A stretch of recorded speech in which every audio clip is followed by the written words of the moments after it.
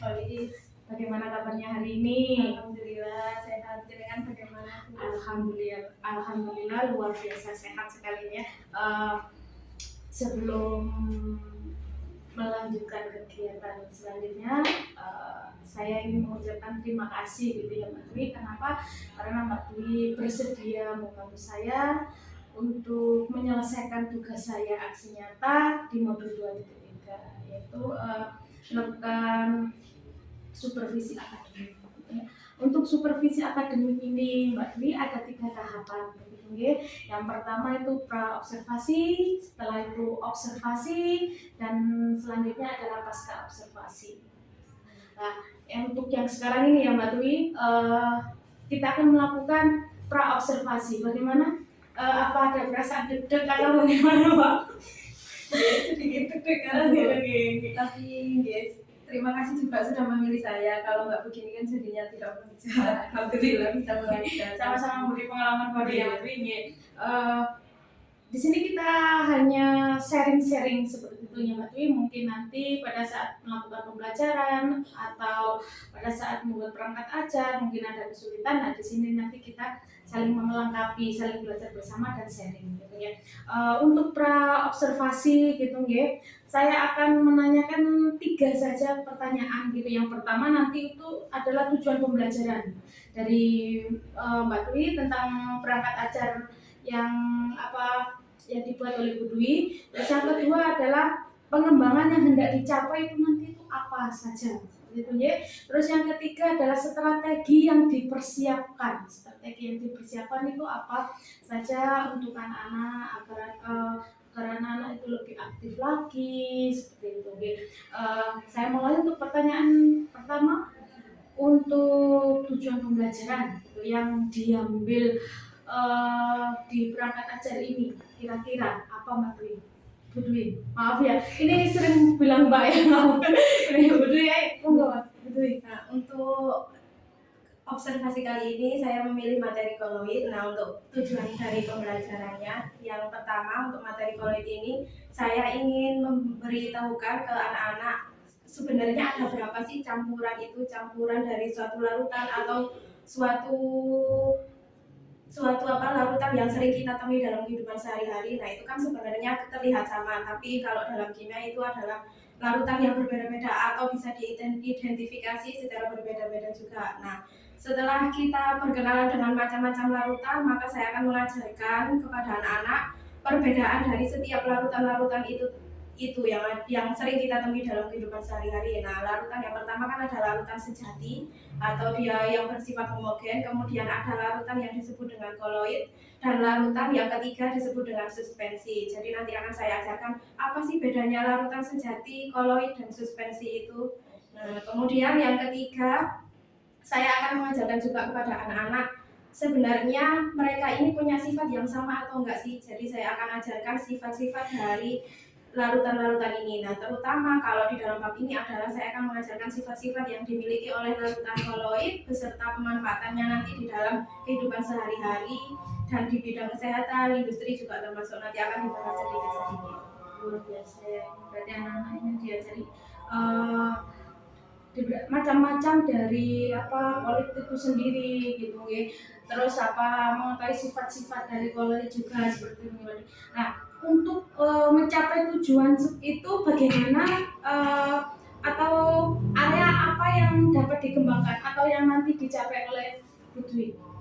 Yang pertama untuk area pengembangannya nanti saya akan berusaha untuk mengembangkan kemampuan intelektual dari anak-anak sendiri. Bisa dilakukan melalui kegiatan literasi yaitu pemberian materi dan juga buku catatan. Tentu saja juga nanti akan penyampaiannya akan disederhanakan lagi supaya anak-anak bisa menangkap materi dengan mudah, jelas, serta ringkas tapi tetap sesuai dengan referensi yang tepat.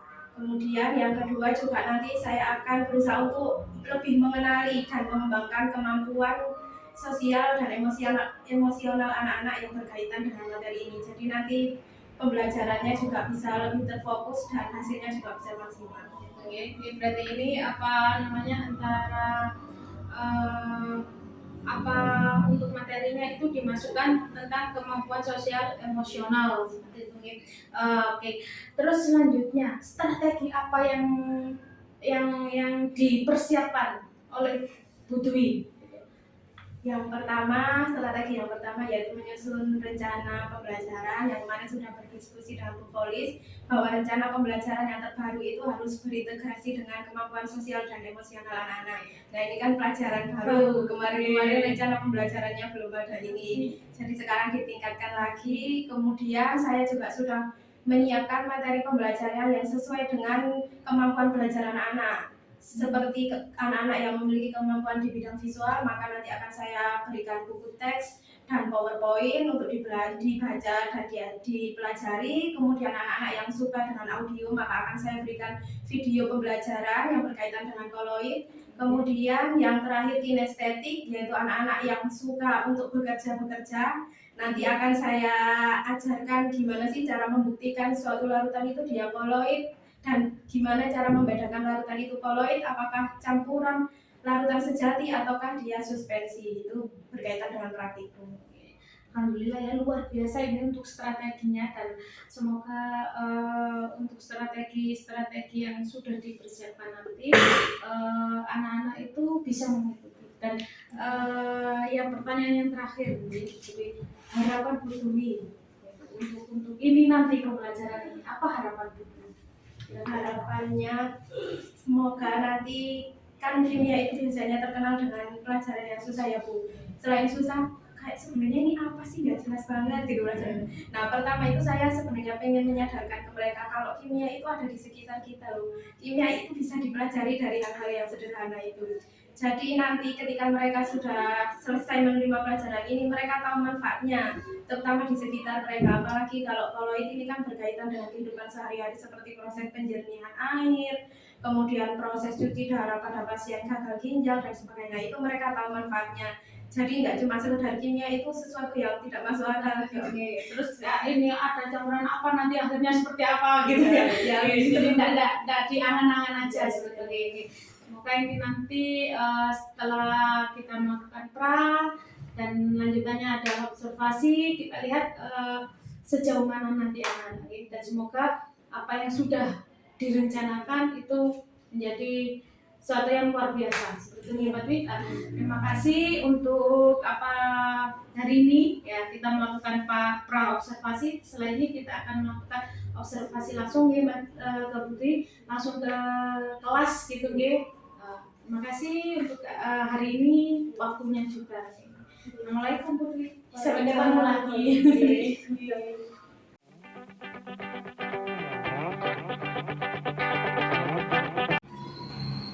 Assalamualaikum warahmatullahi wabarakatuh. Waalaikumsalam warahmatullahi wabarakatuh. Sebelum memulai pelajaran hari ini, mari kita berdoa terlebih dahulu ya. Silakan ketua kelas dipimpin berdoa dulu. Di depan pun siapkan 10 derajat, marilah kita berdoa. Doa mulai.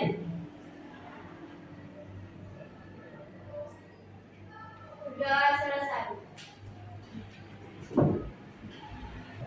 Saya absen dulu ya anak-anak. Adit, Ana Rizky, Ananda Meliana, Anissa Nur, Anissa Adana, April, Citra Yuyana, Dimas Angga. Gak masuk ya Dimas, kenapa ini? Dimas Pi juga gak masuk ya. Ada yang tahu kenapa Dimas Pi gak masuk? Dwi Ayu, Firda, Gali juga gak masuk. Sakti dulu. Ali, Hikmah, Khairu Anissa, Reza juga gak masuk. Kemana ini Reza? Indah, Muhammad Dimas Asia. Ada yang tahu kemana?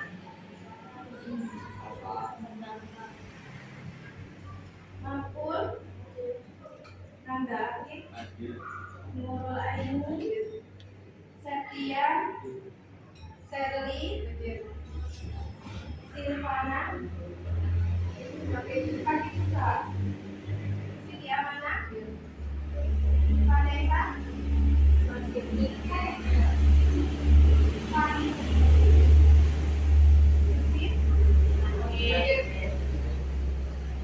Banyak yang sakit ya hari ini. Semoga teman-teman kalian yang sakit bisa cepat sembuh dan semoga yang masuk hari ini diberikan kesehatan supaya tidak sakit-sakit lagi ya. Gimana kabarnya hari ini? Baik. Yakin semuanya baik. Akhir gimana kabarnya Dit? Alhamdulillah baik. Iqbal? Alhamdulillah baik. Nah, karena barangkali teman-teman nggak berani mengakui perasaannya secara jujur, untuk hari ini saya ingin teman-teman menggambar perasaan teman-teman di kertas. Nggak perlu dikasih nama, kemudian nanti dikumpulkan. Jadi hanya saya yang tahu itu kertasnya siapa. Boleh mencat, yang penting ada di dalam kelas. Jadi boleh nulis gambar, boleh nulis kata-kata, yang penting di dalam kelas. Nggak perlu dikasih nama. Paham? Itu mengungkapkan perasaan kalian hari ini ya, harus tentang perasaan kalian hari ini. Silakan.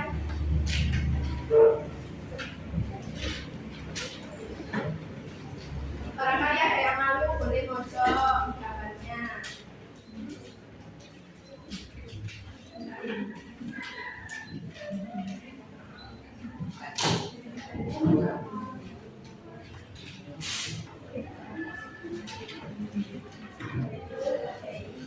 Apa curhat perasaannya?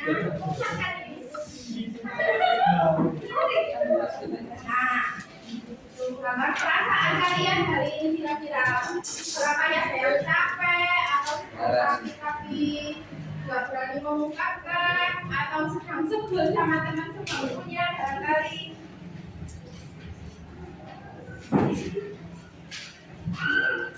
Gambarnya bebas, boleh menggambar gunung, menggambar sungai, boleh kata-kata, boleh apapun.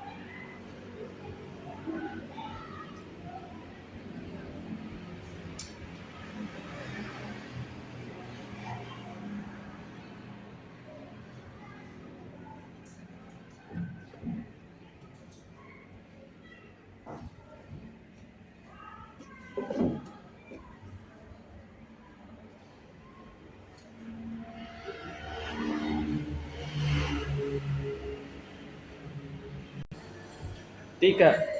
Silakan yang sudah selesai boleh dikumpulkan.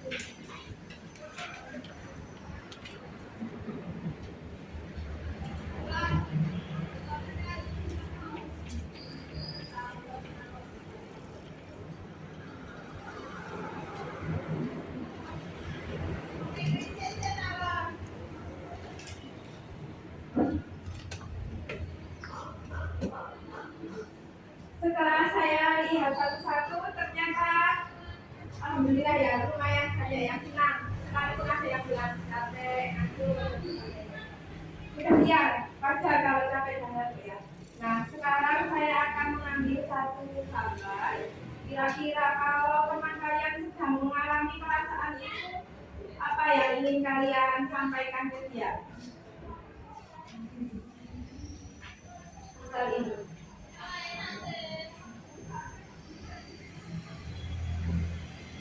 Ternyata hari ini ada yang berulang tahun. Kira-kira di sini tahu nggak temannya ada yang berulang tahun? Tahu. Sudah mengucapkan? Sudah. Sudah?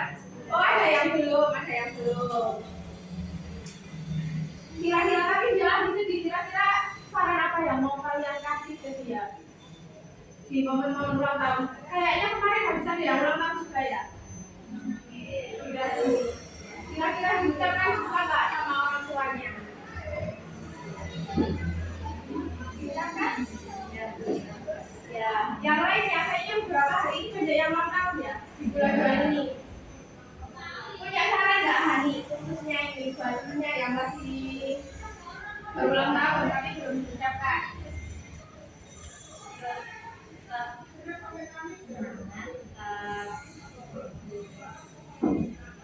Tetap gimana?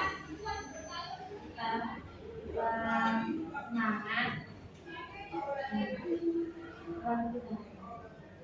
Dan berusaha sabar. Nah, barangkali belum, barangkali orang tuanya sedang menyiapkan kejutan nanti di rumah. Barangkali jadi yang terakhir, biasanya kan jadi yang terakhir itu katanya jadi yang paling berarti.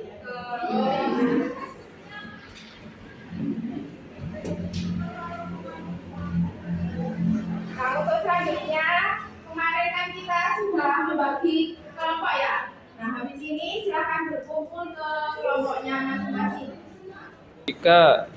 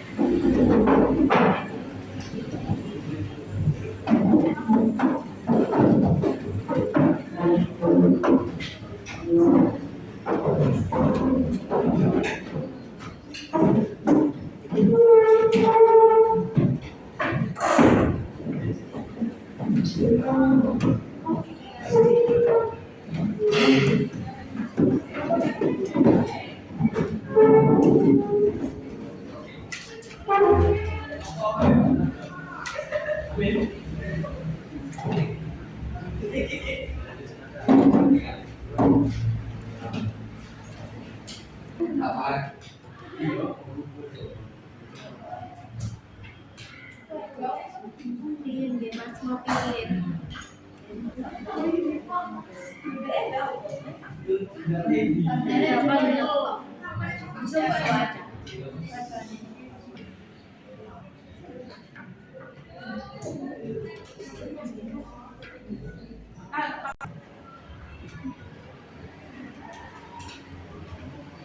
Nah, kemarin kan saya sudah bilang ya kalau hari ini kita itu akan belajar tentang koloid. Nah, sebelum kita masuk tentang koloid, masih ada yang ingat nggak di pelajaran SMP? Campuran itu ada berapa macam sih?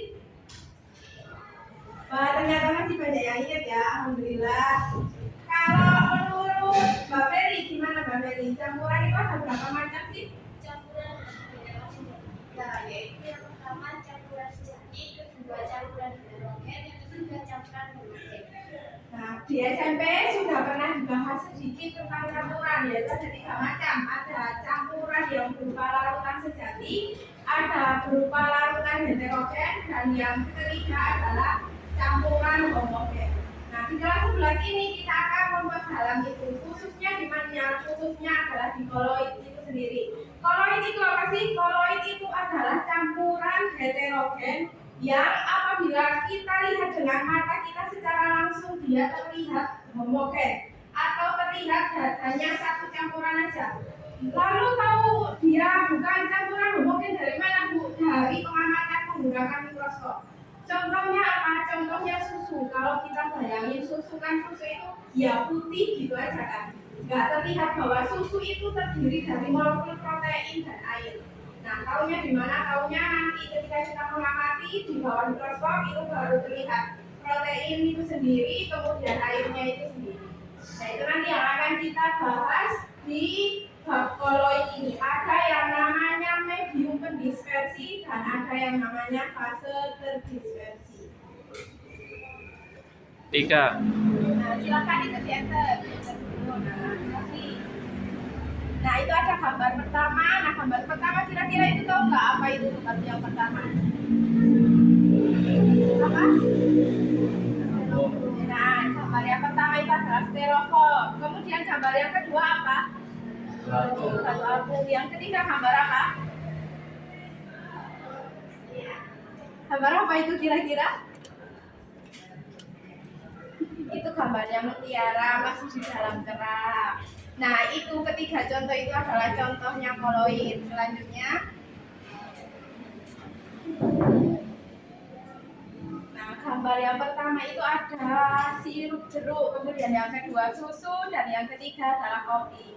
Nah, sirup jeruk itu contohnya larutan, susu dia adalah koloid, dan kemudian kopi dia adalah suspensi.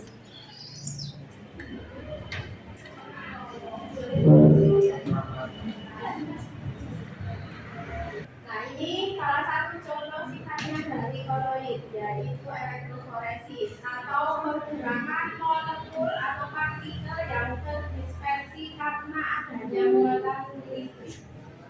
Elektroforesis, jadi ada kata elektronya, maka dia membutuhkan listrik baru bisa molekulnya bergerak. Nah, ini bisa dimanfaatkan di mana? Ini bisa dimanfaatkan ketika kalian menganalisis DNA kalian atau kemarin kita kan lagi kena virus corona. Nah, salah satu analisis DNA-nya adalah menggunakan elektroforesis. Setelah didapat DNA sampel baru dia dianalisis, tahu apa enggaknya dia punya penyakit COVID atau enggak. Kalau analisis PCR masih ingat?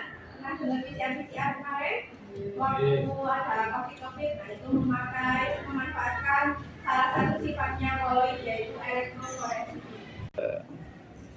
Tolong diperhatikan sebentar ya sambil melihat video dan PPT-nya. Nah, ini saya punya macam-macam larutan. Yang pertama ini yang terdiri dari air aja. Ini nanti kita jadikan kontrolnya. Kemudian larutan yang kedua ini nanti akan kita tambahkan garam, terus kita aduk sampai larut untuk mengamati perubahannya. Nah, yang ketiga ini nanti akan kita isi sama susu. Dan yang terakhir ini nanti akan kita tambahkan pasir untuk mengamati. Nah, teman-teman yang tidak mengamati bisa melihat dari video yang sudah ada atau di PPT-nya ya.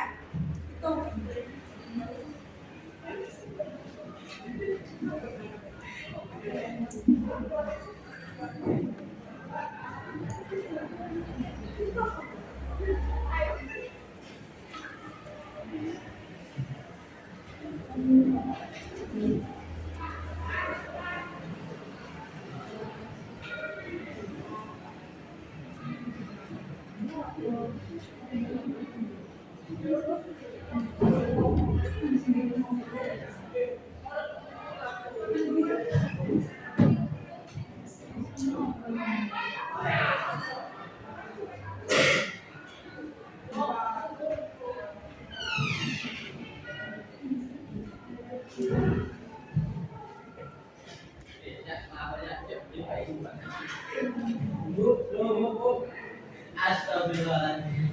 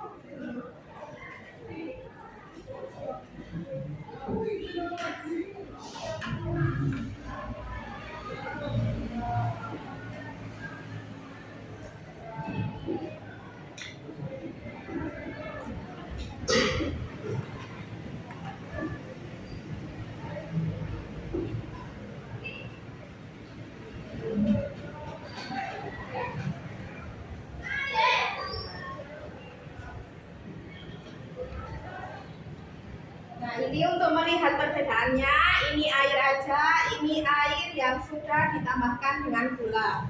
Nah, air yang sudah ditambahkan gula ini ternyata gulanya bisa menyatu sempurna dengan air. Makanya ini disebut juga dengan larutan sejati. Kemudian yang selanjutnya adalah susu. Nah, susu ini kan terlihat dia kayak menyatu juga kan, nggak terlihat perbedaannya, sama dengan air juga. Seperti terlihat hanya satu larutan homogen aja. Tapi ketika kita amati menggunakan mikroskop, barulah dia kelihatan bahwa dia di sini ada molekul protein dan molekul airnya. Makanya susu disebut dengan koloid. Nah, yang ketiga adalah pasir yang dimasukkan ke dalam air. Terlihat sangat bedanya, kemudian terlihat juga partikel-partikel pasirnya. Dia juga bisa disaring, makanya dia disebutnya bukan koloid tetapi suspensi. Karena memiliki partikel-partikel yang lebih besar. Nah, sekarang setelah melihat materi dan melihat larutan-larutan yang sudah kita bikin ini, barangkali nanti mau melihat kelompok yang lainnya bisa ke sini. Dikerjakan ini ya, lembar beserta per kelompok satu aja. Setelah mengerjakan nanti presentasi ke depan. Presentasi. Sudah dikerjakan semuanya? Sudah. Untuk mempersingkat waktu, ada yang mau mempresentasikan hasilnya? Nah, silakan kelompoknya Mbak Anissa.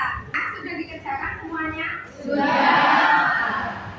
Untuk mempersingkat waktu, salah satu kelompok aja ya, silakan mempresentasikan hasilnya. Nah, silakan kelompoknya Mbak Anissa. Jadi kesimpulannya kami dapat hari ini, contoh dalam kehidupan sehari-hari, lakukan yang larutan gula dan air, larutan garam, larutan asam cuka, larutan deterjen, dan larutan asam sulfat. Sedangkan contoh koloid ialah susu, tinta, cat, mentega, dan mutiara. Pada suspensi, campuran air dan pasir, campuran kopi dan air, campuran minyak dan air, campuran tepung terigu dan air, dan bubur yang ditambahkan. Nah, bagus sekali hasilnya. Tapi satu hal yang perlu saya garis bawahi, itu tadi kan ada campuran air dan deterjen ya. Nah, kalau campuran air dan deterjen memang dia kalau dia melarut sempurna dan tidak terbuih, biasanya karena deterjennya cuma sedikit, dia bisa disebut larutan sejati. Tetapi ketika dia muncul buih, maka buihnya disebut dengan koloid. Nah, buih dan buih campur itu adalah koloid. Apa fase dispersinya? Buih campur. Fase terdispersinya adalah cair. Fase yang terdispersi adalah nah, medium terdispersinya adalah cair. Bagus sekali.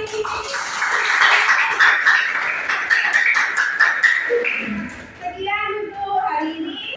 Alhamdulillah pelajaran hari ini sudah selesai ya. Sebelum kita pulang, mari kita berdoa terlebih dahulu. Berdoa mulai. Berdoa selesai. Sekian untuk pertemuan hari ini. Semoga bermanfaat. Wassalamualaikum warahmatullahi wabarakatuh. Waalaikumsalam warahmatullahi wabarakatuh.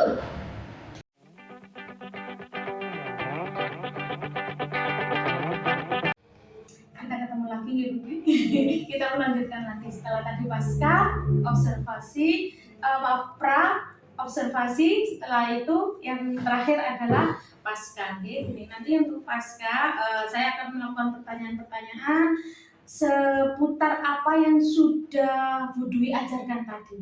Oke, pada saat di kelas gitu. Nanti mungkin ada umpan balik dari Bapak PP Pak Engking gitu nih. Jadi ini yang pertama adalah saya dulu untuk melakukan percakapan dengan Bu Dwi seputar pembelajaran yang sudah dilakukan. Jadi kira-kira Bu Dwi pada saat Bu Dwi itu ngajar tadi, ya, itu sebenarnya sudah luar biasa, anak-anak juga sudah aktif gitu kayak. Tapi memang ada salah satu anak itu yang kurang aktif gitu kayak, agak gimana gitu. Apakah itu termasuk kendala yang sering dialami Bu Dwi? Ya Bu, betul. Untuk pembelajaran kimia sendiri ya lagi-lagi memang agak sulit. Mungkin saya juga sendiri sebagai pengajar masih perlu meningkatkan supaya bisa menyampaikan materi dengan jelas ke anak-anak. Karena beberapa anak itu sekalipun ini saya bilang materi yang paling sederhana dan ada di kehidupan kita sehari-hari, tapi ada anak yang kayak merasa masih kurang tertarik gitu. Sebenarnya sedangkan anak-anak yang lain sudah aktif untuk bertanya, oh jadi ini itu termasuk koloid ya Bu, ini itu koloid ya Bu. Kayak misal contohnya, oh susu itu koloid ya Bu, jadi susu itu sebenarnya campuran ya Bu. Iya, dan gimana cara membuktikannya itu? Yaitu dengan pengamatan di bawah mikroskop bahwa itu benar-benar koloid. Nah itu kan ternyata ada beberapa anak itu yang belum pernah memakai mikroskop, jadi belum punya bayangan, jadi merasa bahwa ini itu kurang menarik. Kemudian untuk di praktikum sendiri itu praktikumnya sebenarnya sudah berjalan dengan lancar, hanya saja mungkin kendalanya di waktu, manajemen waktu, karena pembagian kelompoknya kan lumayan besar kelompoknya, jadi memakan waktu berunding dan sebagainya itu lama sehingga sampai molor-molor gitu. Berarti kendalanya itu adalah masih ada anak-anak itu yang kurang tertarik padahal sudah direncanakan sedemikian hingga dan rupa gitu nih. Kira-kira gitu untuk anak-anak itu biar lebih tertarik lagi, Bu Dwi kira-kira dapat melakukan apa ini? Untuk anak-anak lebih tertarik lagi mungkin nanti akan lebih menyederhanakan contohnya, atau barangkali akan diberikan materi pembelajaran yang berbeda dengan mengenali dia. Mungkin barangkali kemarin waktu pembagian materi belajarnya itu dia ternyata kurang sesuai dengan kemampuan itu, barangkali dia ternyata lebih cocok di kemampuan menggambar dan sebagainya. Nah itu mungkin nanti akan diusahakan lebih mengenali anak-anak lagi supaya cara penyampaian pembelajarannya lebih tepat sasaran itu. Luar biasa nih, berarti biar anak-anak itu lebih tertarik pada pelajaran kimia berarti harus mengenali anak-anak dulu gitu nih, biar pada saat pembagian kelompok itu sesuai dengan, atau pada saat pembagian kayak ini termasuk visual dan lain-lain itu sesuai dengan karakternya anak gitu nih, biar tidak terjadi kesalahan dan anak-anak itu lebih aktif lagi gitu ya. Itu solusi yang bisa diambil dari Bu Dwi gitu. Nah, tadi Pak Engin yang nyenengan habis mirsani tadi mungkin dapat memberikan masukan gitu Pak Engin tentang apa yang sudah kami lakukan gitu. Baik Bu, terima kasih atas kesempatan yang diberikan. Saya kira yang sudah dilakukan oleh Bu Dwi mengamati ada hal-hal yang sangat menarik, terutama anak sudah sangat antusias ketika pembelajaran berlangsung. Kemudian ada penekanan tadi adalah ada identifikasi siswa, sehingga akan menentukan arah ke depan siswa nanti mau diberikan model pembelajaran seperti apa. Ini saya kira sangat bagus sekali karena sudah berhubungan dengan kurikulum merdeka, yaitu salah satunya adalah pada sosial emosional gitu. Jadi sebelum pembelajaran berlangsung ada identifikasi, pengenalan diri sehingga pembelajaran lebih terarah dan berkualitas. Saya kira begitu saja Bu. Memang luar biasa, memang ini perangkat ajar baru bagi kami gitu yang berintegrasi, yang berintegrasi dengan KSE gitu. Yang pertama dulu pada saat kita juga konsultasi ini lain pada saat menerangkan juga masih ada kesulitan, dan alhamdulillah kita bisa melewati juga atas bimbingan dari Pak Engin juga. Terima kasih Pak Engin. Sama-sama Bu. Terima kasih juga untuk Bu Dwi sekali lagi karena sudah membantu saya sampai akhir ini. Terima kasih. Begitu saja saya akhiri ya Mbak Bu Dwi. Assalamualaikum warahmatullahi wabarakatuh. Waalaikumsalam.